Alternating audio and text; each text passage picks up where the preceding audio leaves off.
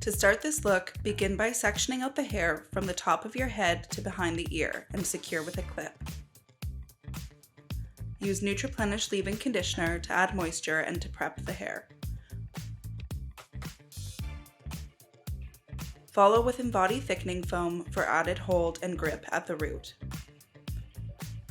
Using a paddle brush or wet brush, comb your hair tight to the scalp and secure with an elastic.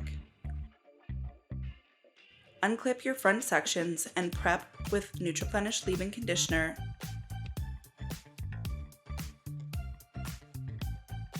and following with Embody thickening foam.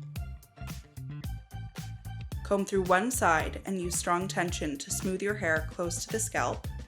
Secure to your first ponytail with an elastic and repeat on the other side. Use a fine-tooth comb to polish, removing bumps or splits in the hair.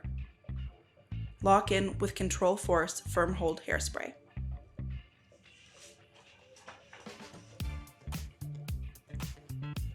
Twist the ponytail around your fingers until it is tight and wrap around the base of the ponytail.